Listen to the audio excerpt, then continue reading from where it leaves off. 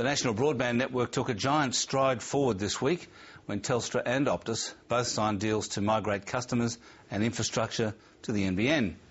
Now, in a moment, I'll be speaking with Telstra's chief, David Thodey, but first, James Panicki looks at the nuts and bolts of the agreements.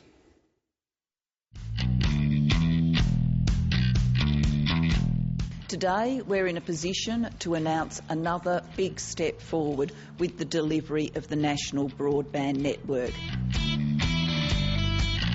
Well, this is a bad result for taxpayers who aren't going to get value from the NBN. Telstra's structural separation is the holy grail of microeconomic reform in the telecommunications sector. And of course, it is the nail in the coffin of competition in the telecommunications sector. Whatever your take on this week's announcement, one thing is now clear. The mother of all infrastructure monopolies may be coming to a street near you. It's a significant change, but it only unfolds over 10 years. Telstra, of course, will still be doing wholesale and still have a very strong position, if not commanding position, in wholesale. It just won't have, once this NBN rolls out, the control of the access network. Analyst Ian Martin believes the poor showing of Telstra shares may have something to do with revelations the telco is facing a cost of up to $2 billion on its infrastructure as part of the deal. 1, 2, 3. What's more, there are still concerns over whether the decision to establish an NBN Co fibre-to-the-home monopoly was the right one. We should have looked at a way to encourage competition and rollout in regional areas without necessarily closing the competitive networks in metropolitan areas. I think that's a backward step. There are still many hurdles to clear, including a shareholder vote and approval from the ACCC. But if the deal does go ahead, Telstra will shut down its copper network. It will then lease its underground ducts and transfer customers to the NBN. In return, Telstra will receive periodic payments as the NBN is rolled out, worth $11 billion in net present value terms.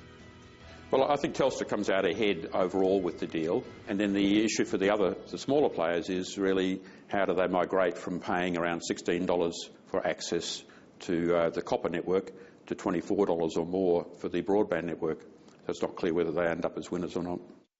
Look, I think in 10 years' time, all of the debate around this issue will probably have evaporated, and we'll start to talk about how did we ever live without the sort of high-speed environment and digital economy that we have in a decade's time.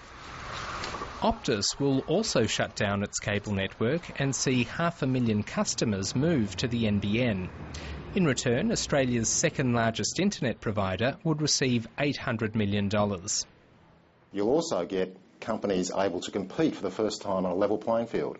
Now, when you get that sort of level of competition, that's when you get real benefits to customers.